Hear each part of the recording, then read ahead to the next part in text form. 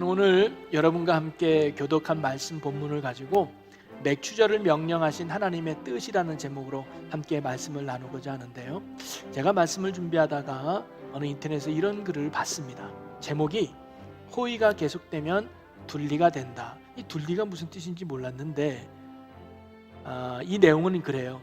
이 작정자가 아는 분이 음식점을 운영하고 있었어요. 그런데 팔다 남은 음식이 있다 보니까 이걸 버리기 아까워서 주변의 노숙자분들을 초청해서 저녁 식사를 해드렸다고 해요. 그리고 남은 재료가 있다면 버리지 않고 그것을 잘 모았다가 도시락을 싸서 그분들에게 도시락을 또 선물해 드리기도 했다고 합니다. 처음에는 이 노숙자분들이요, 눈물을 흘리면서 감격하면서 감동하면서 감사함으로 식사를 했다 그래요. 그런데 나중에는 점점 시간이 지나다 보니까 반찬이 마음에 들지 않는다 말하고, 왜 나는 그릇에 고기가 별로 없냐고 말하고, 심지어는 더 나아가 끝에는 이 가게 음식 먹고 내가 탈이 났으니까 병원비를 달라, 또는 약값을 달라고 떼를 쓰기도 하며 단체로 가게 앞에서 누워서 장사를 방해하는 경우도 생겨요. 심지어 어떤 사람은 새벽에 가게 앞에다가 응가를 놓고 가는 사람도 있더라는 거예요. 이것을 보고 어이가 없어서 같은 건물에 사는 상인들이 그 주변의 노숙자분들을 다 몰아냈다고 해요. 그러면서 마지막에 글을 쓰기는 여러분 노숙자에게 공짜밥 주지 맙시다라는 글로 마무리 지더라고요. 그래서 호의가 계속되면 둘리처럼 버릴 수 없어진다는 그런 내용의 글이었던 것 같아요. 읽으면서 차 한쪽에는 씁쓸한 마음이 들었습니다. 정말로 필요한 분들에게 사랑을 베풀었는데, 물론 다는 아니겠지만 몇몇 분의 그런 행동이 오히려 베푸는 사람들의 마음을 아프게 하는 경우가 종종 있다는 거죠. 여러분, 우리가 사는 이 세상이 정말 행복하고 살맛 나는 세상이 되기 위해서 정말 중요한 것이 있다면 저는 그것이 감사라고 생각이 듭니다. 우리가 서로 간에 대한 감사가 넘치고 감사가 회복되어진다면 정말 우리의 삶은 행복하고 풍성하고 기쁨이 넘치는 삶이 되지 않을까요? 사장이 종업원들에게 감사하고 종업원이 사장에게 감사하는 문화, 그리고 스승이 학생들에게 감사를 느끼고 학생이 스승에게 감사를 고백하고, 부모가 자녀에게 감사하고 자녀가 부모에게 감사하고, 정부가 국민에게 감사하고 국민이 정부에게 감사하는 이런 서로 간에 감사가 넘치는 삶이 된다면 그 사회는 정말 행복한 사회가 될 것이고 기쁨과 평안이 넘치는 살맛 나는 사회가 될 것입니다.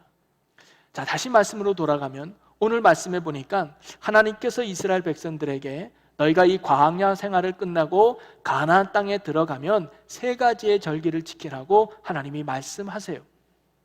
자, 14절에 보니까 너는 매년 3번 내게 절기를 지킬지니라. 이 세 가지의 절기를 꼭 지키라고 하는데 이 절기는 무슨 날들을 기념하는 의미의 절기들이었습니다. 그 첫째가 뭐냐면 무교절을 지키라 그러죠. 15절에 보니까 너는 무교병의 절기를 지키라. 내가 네게 명령한 대로 아비월에 정한 때에 이래 동안 무교병을 먹을지니 이는 그 달에 내가 애굽에서 나왔습니다. 빈손으로 내 앞에 나오지 말지니라. 이 무교절을 지키라고 했는데 그 이유는 뭐냐면 너희가 애굽에서 나왔습니다. 애굽에서 구원받았음을 기념하는 날로 무교절을 지키라는 거예요.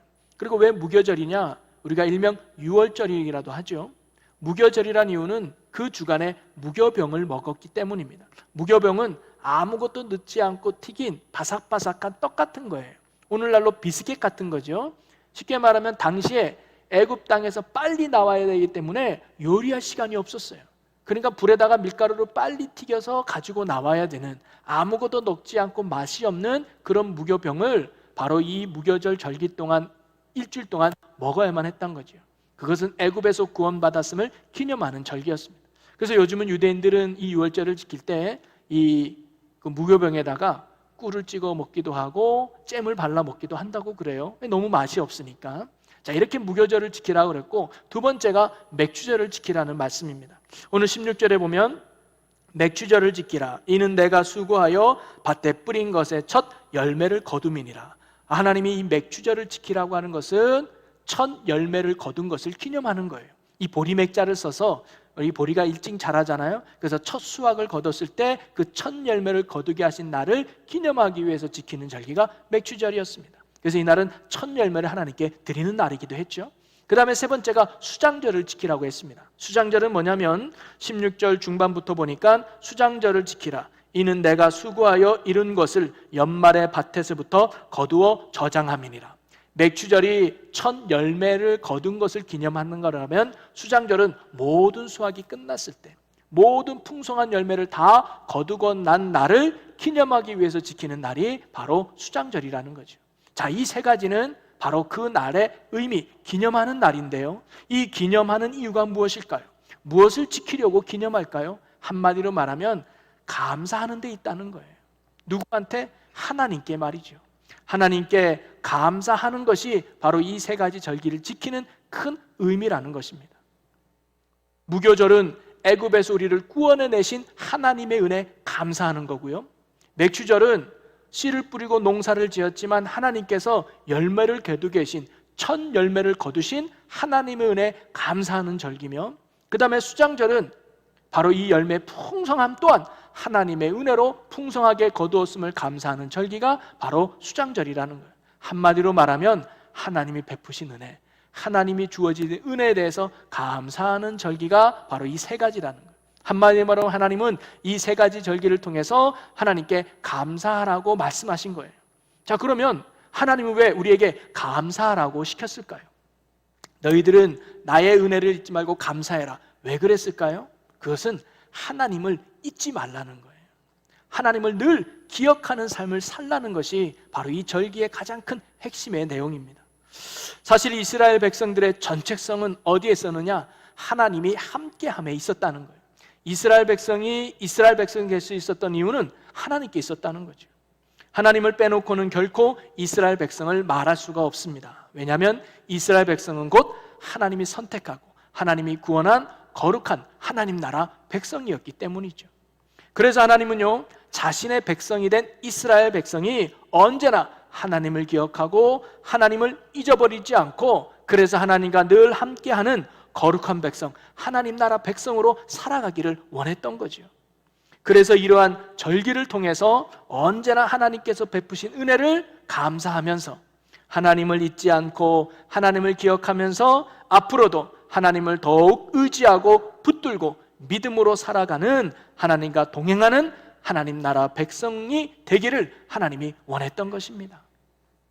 앞에서 잠깐 말씀드렸지만 사람들이 살아감에 있어서 서로 행복하고 기쁨이 넘치고 살맛 나는 삶을 살기 위해서 필요한 것이 감사였던 것처럼, 우리가 하나님과 더욱 교제하고 사귐에 있어서, 그래서 하나님과 늘 동행하는 삶을 살기 위해서도 우리가 필요한 것이 뭐냐면 하나님을 향한 감사라는 사실입니다. 하나님께 감사할 때 우리는 하나님의 은혜를 기억하게 되고요, 그러면서 우리 하나님을 잊지 않게 되고요, 그러면서 우리는 하나님을 떠나지 않고 은혜와 그 사랑 안에서 더욱 하나님과 동행하는 믿음의 삶을 살아갈 수 있다는 거죠. 그러기에 하나님께서 감사를 지켜라 라고 말씀하신 가장 중요한 핵심은 뭐냐면, 우리가 하나님을 떠나지 않고 그분 안에서 늘 살기를 원하시는 하나님의 뜻이 담긴 명령이니 바로 감사절을 지키라는 명령입니다. 우리가 오늘 맥주 감사주의를 지키는 이유도 바로 여기에 있지요. 하나님을 기억하는 것입니다. 그리고 하나님을 잊지 않는 데 있는 것입니다. 구원을 베푸신 하나님, 날마다 은혜를 베풀어 주시는 그 하나님, 그리고 언제나 한결같이 나를 사랑하시는 그 하나님을 잊지 않고 그분께 감사하며 앞으로도 하나님을 의지하고 바라보고 그 하나님만을 붙들기를 믿음으로 살겠다고 하는 결단과 다짐하는 시간이 바로 감사주일이에요. 오늘도 저와 여러분이 그런 감사의 결단과 고백이 있기를 주님의 이름으로 간절히 축원합니다. 그렇다고 우리가 1년 중에 오늘만 감사하고 추수감사주일만 감사해야 되느냐? 그게 아니죠.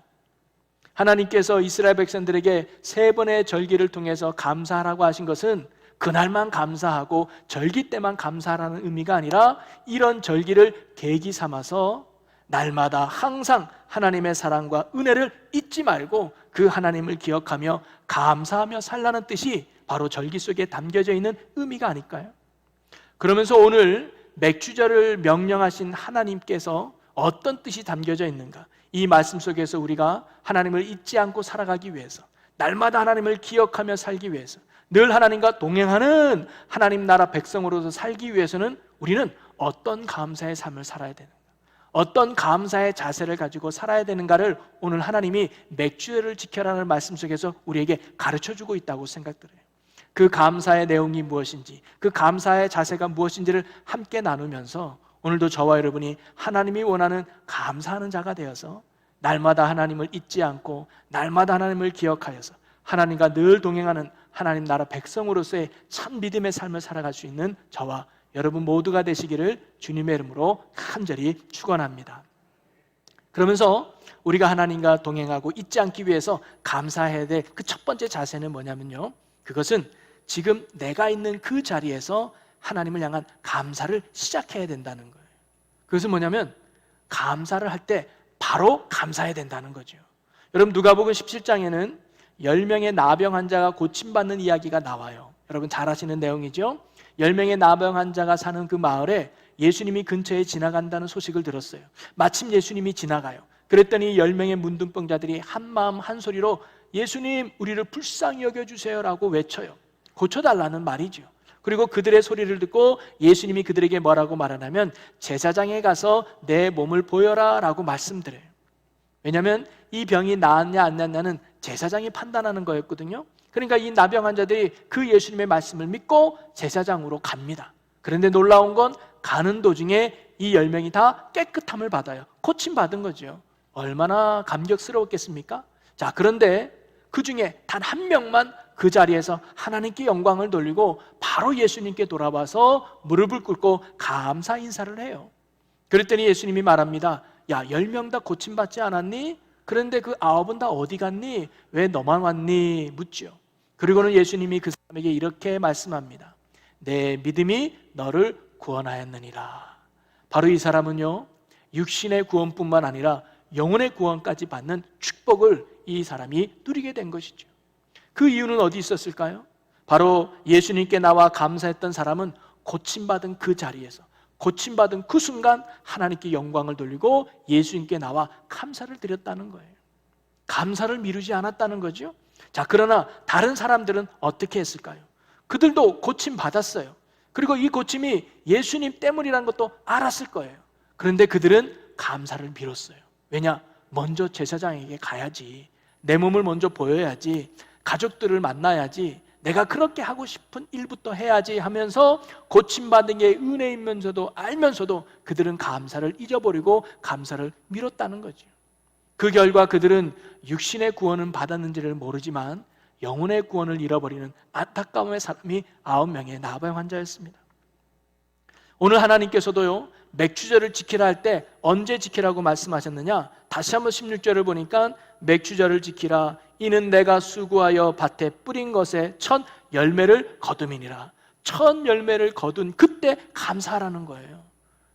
여러분, 저는 뭐 잘 농사를 지어보지 않았기 때문에 잘 모르지만 여러분, 첫 열매를 거뒀다고 농사 끝난 거 아니죠. 그리고 더군다나 보리를 하면 다음에는 더 많은 농작물들을 후에 가서 거둬들여야 되는데 첫 열매를 거뒀다고 손 놓는 분 없죠. 어떻게 보면 그 다음부터가 더 중요할 수 있잖아요. 더 많은 열매를 거두기 위해서, 더 풍성하고 더 잘 익은 열매를 거두기 위해서 더 많은 손길이 필요할 때가 그때가 아닐까요? 그러니까 이스라엘 백성들이 이렇게 말할 수도 있지 않을까요? 하나님, 조금 더 기다려주세요. 이제 시작인데 좀 더 기다렸다가 풍성한 열매를 맺으면, 좀 더 기다렸다가 잘 익은 열매를 맺으면 그때 감사할게요 라고 말하지 말라는 거예요. 부족해도 연약해도 그 자리에서 그때 감사하라는 것이 하나님의 가르침이죠. 미루지 말고 내가 있는 그 자리에서, 때로는 형편없는 상황 속에, 부족한 형편에 어려운 상황 속에 있다 할지라도 그 자리에서 감사를 시작하라는 가르침이 바로 맥주절을 지키라는 하나님의 말씀 속에 담겨져 있는 의미입니다. 또 하나는 뭐냐면 아무 형편이 없다 할지라도 구원해 주신 하나님의 은혜에 감사하라는 거죠.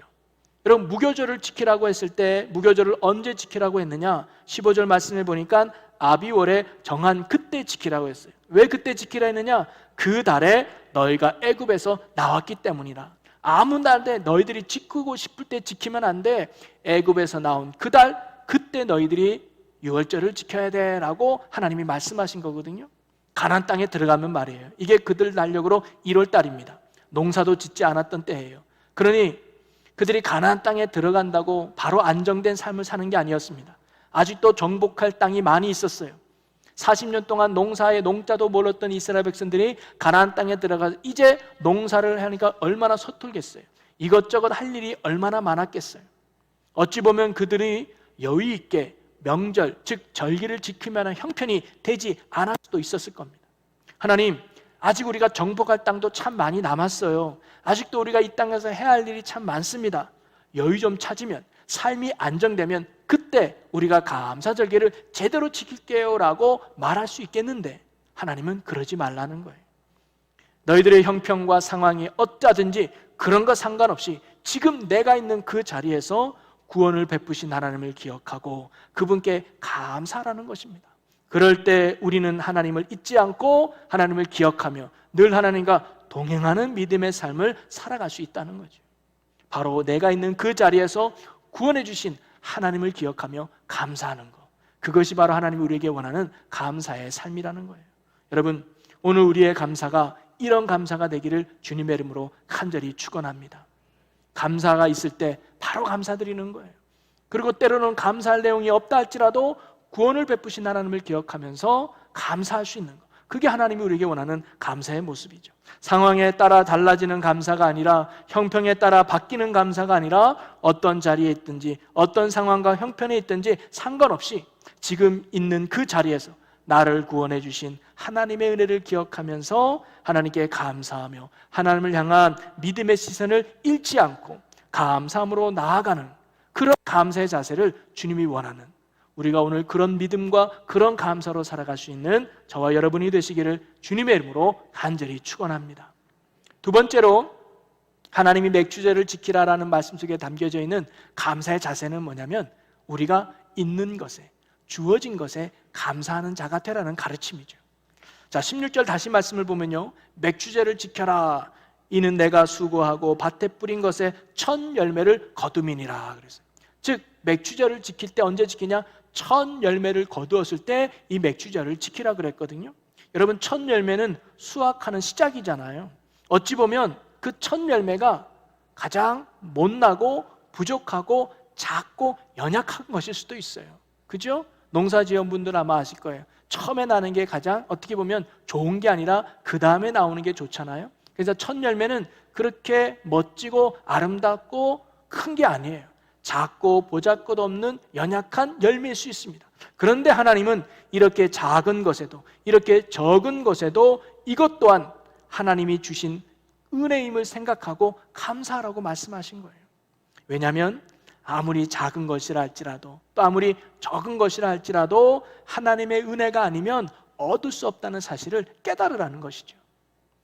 그리고 이렇게 작은 것에 감사하는 자에게 분명 하나님께서 더 큰 것을 주시고, 적은 것에 감사하는 자에게 더 큰 풍성함을 주신다는 깨달음이 이 첫 열매를 거둔 것에 감사하는 자에게 있는 의미라는 사실입니다. 여러분, 예수님이 어느 해변가에서 수많은 사람들이 몰려와서 그들에게 말씀을 전해요. 하루 종일 말씀을 전하니까 저녁때가 되었을 때 이들이 배가 고팠습니다. 그래서 제자들이 이 사람들을 마을로 보내서 저녁을 먹게 하는 게 좋겠습니다. 그랬더니 예수님이 뭐라고 말씀하셨어요? 너희가 먹을 것을 주어라 그래요. 그 예수님의 말씀에 제자들이 찾았어요. 뭐 먹을 게 있나 찾으니까 한 소년이 갖고 있던 작은 도시락이 있었어요. 물고기 2마리와 보리떡 5개가 든 그 작은 식량 음식을 예수님께 갖다 드리죠. 예수님, 이거밖에 없는데요, 이거 가지고 뭐가 되겠습니까? 라고 말이죠. 그때 예수님이 그것을 딱 받으신 후에 뭐 어떻게 하시느냐? 마태복음에 보니까 하늘을 우러러 축사하시고 라고 나와요. 여러분, 하늘을 우러렀다는 것은 하나님을 향했다는 뜻이고, 축사했다는 말은 뭐냐면 감사했다는 거예요. 그 당시 축사는 유대인들의 일반적인 식사 기도였습니다. 하나님, 오늘도 우리 가족들이 먹을 일용할 양식 주심을 감사합니다. 우리가 오늘도 굶지 않고 하나님 주신 이 양식으로 배불리 먹이게 하심을 감사합니다는 기도가 바로 축사거든요. 5병 2어밖에 되지 않은 아주 적은 양이지만 예수님은 뭐예요? 귀하게 여기신 거예요. 감사하게 여기신 거예요. 그래서 하나님을 향해 형식적인 감사가 아니라 가슴 깊은 그런 감사를 바로 예수님이 하나님께 올려드렸던 것이죠. 그리고 그 작은 감사가 나중에 큰 축복의 결과를 가져왔다는 것을 우리는 너무나 잘 알고 있습니다. 여러분, 바로 우리의 감사가 이런 감사가 돼야 된다는 것이죠. 있는 것에 감사하고 지금 내게 주어진 것에 감사하는 것, 그게 하나님이 원하는 우리의 감사의 자세라는 거예요. 우리는 때론 큰 것만 생각하고 큰 것에만 감사하려고 하는 경향들이 있죠. 그렇게 되면 참으로 감사할 게 별로 없는 것 같아요. 큰 것만 보면 나에게는 감사한 내용이 없을 수도 있습니다. 그러나 작은 것을 살펴본다면 우리는 너무너무나 감사할 것이 많아요. 놀라운 일에만 감사하는 것이 아니라 평범한 일에도 감사해 보십시오. 큰 일에만 감사하는 것이 아니라 작은 일에도 감사해 보십시오. 별일 아닌 것에도 감사하고 아무 일이 아닌 것에도 감사하면 정말 우리의 삶에는 감사가 풍성한 거예요. 사실 바꿔보면 그 작은 것도 바로 하나님의 은혜인 줄로 믿습니다. 제가 지난주에 잠깐 말씀드렸지만 평범함이 큰 은혜요, 평범함이 큰 감사 아니겠습니까? 어느 아버지와 아들이 저녁 약속을 했다 그래요. 근데 이 아들이 2시간이 넘어도 오지 않아요. 그리고는 2시간 뒤에 오더니만 이 아이가 아빠한테 와서, 아버지, 오늘 저는 하나님께 너무너무 감사합니다. 아니, 무슨 일이냐? 오다가 사고가 났는데요, 차는 폐차가 됐지만 저는 이렇게 멀쩡하게 됐어요. 얼마나 감사한지 몰라요 라고 하나님께 감사를 해요. 그랬더니 아버지가 두 무릎을 치더니 나는 너보다 몇 배 더 감사하구나 그래요. 아니 왜요? 아빠도 무슨 사고 났었어요? 아니, 나는 아무 사고가 나지 않았거든. 여러분, 당연한 거 아닙니까? 사고 나서 아무런 변이 되지 않은 것도 감사하지만 사고 나지 않은 그 자체가 더 감사한 거 아니에요? 오히려 평범한 게, 오히려 지극히 작은 것이 더 큰 감사로 깨달아져야 된다는 거죠. 우리의 감사가 바로 이런 감사가 되면 너무 좋겠습니다. 없는 것에 불평하고 작은 것에 원망하는 것이 아니라 지금 나에게 있는 것에, 지금 내가 누리는 것에 만족하고 이것이 하나님의 은혜였음을 깨닫고 감사하는 것, 그것이 하나님이 오늘 우리에게 원하는 감사예요. 다른 사람과 비교하지 않고 지금 내가 가진 것에, 하나님이 내게 주신 것에, 그래서 내가 지금 누리고 있는 것이 하나님이 베푸신 놀라운 은혜의 결과임을 깨닫고 하나님께 감사할 수 있는 오늘 저와 여러분이 되시기를 주님의 이름으로 간절히 축원합니다. 우리가 코로나로 힘든 여정을 살아가고 있지요. 불편한 곳도 있고 어려움도 분명히 있습니다. 그러나 코로나의 상황 속에서도 우리가 참으로 깨달을 수 있는 것 하나가 있다면 그것은 뭐냐면 지극히 평범했던 것이 당연한 게 아니었다는 거죠. 그것이 정말 은혜였다는 사실을 우리가 깨닫게 됩니다. 세상에 어찌 보면 당연한 것은 없습니다.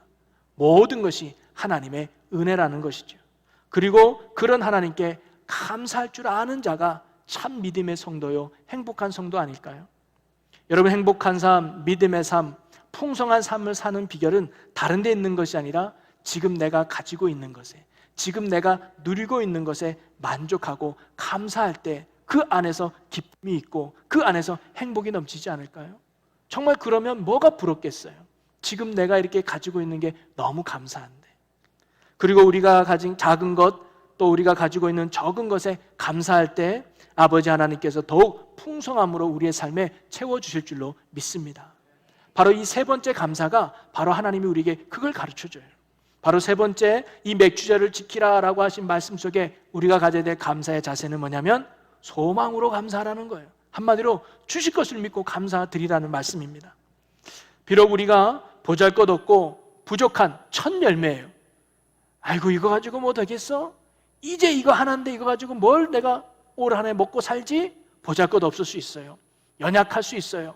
그런데도 하나님이 이거 가지고 감사를 시킨 이유는 뭐냐면, 얘야, 지금 너는 이 첫 열매밖에 되지 않지만 네가 이것을 주신 나에게 감사를 고백한다면 내가 이것을 통해서 놀라운 열매, 놀라운 축복을 너에게 줄 거야. 그것을 믿고 너는 나에게 감사해. 그런 가르침이 맥주절 지키라는 의미 속에 담겨져 있는 거죠.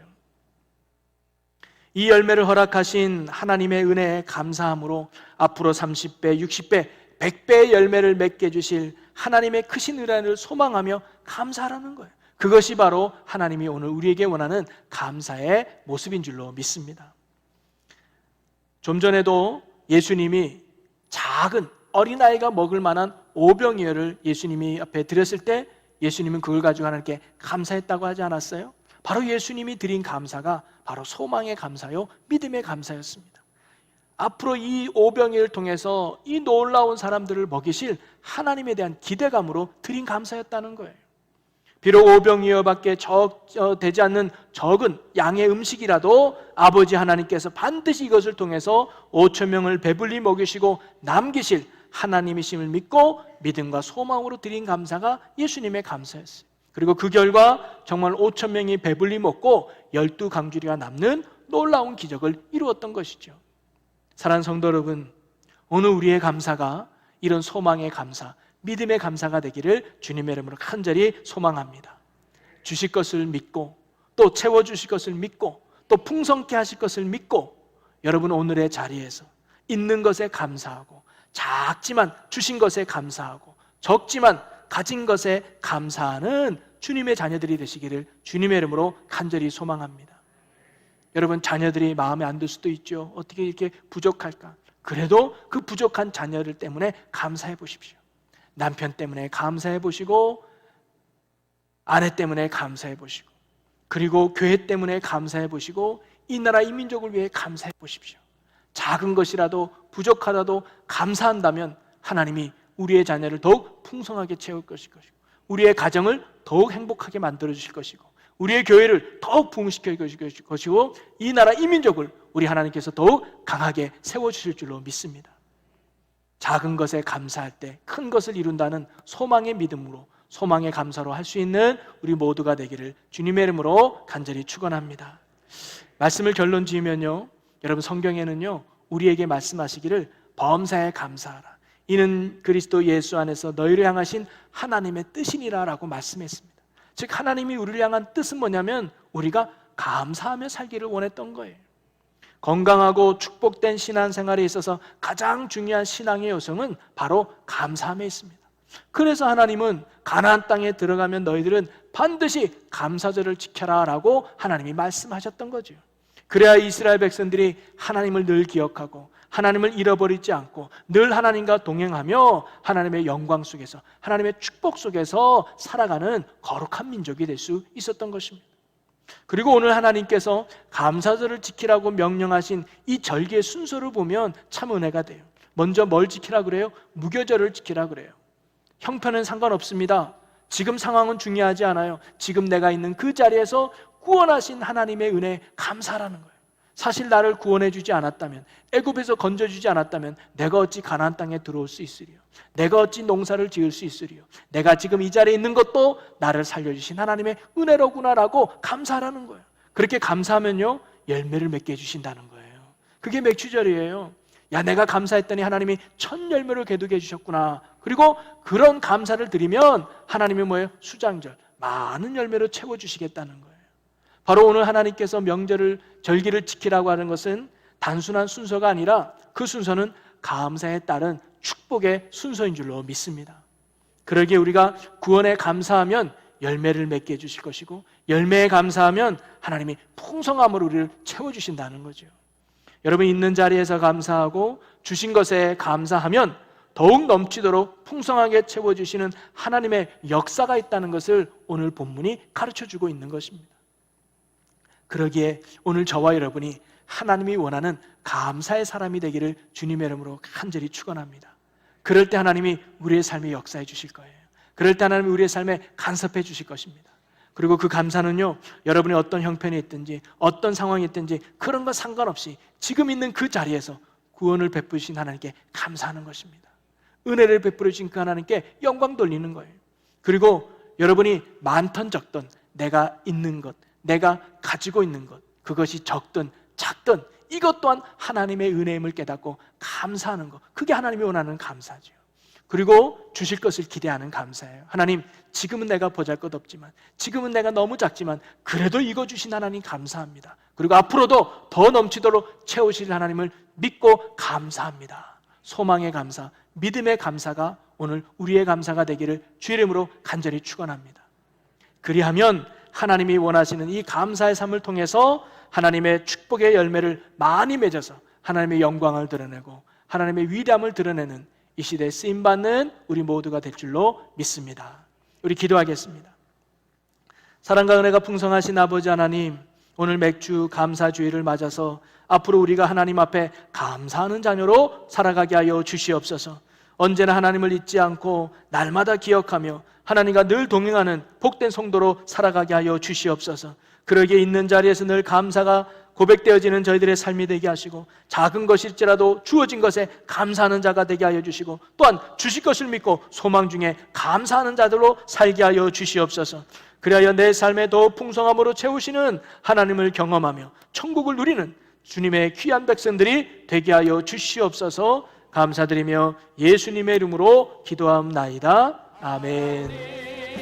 모든 것을 너희에게 주시니 이를 위하여서 아무 염려 말지니 내일 염려하지 말라. 오늘 고생 족하다.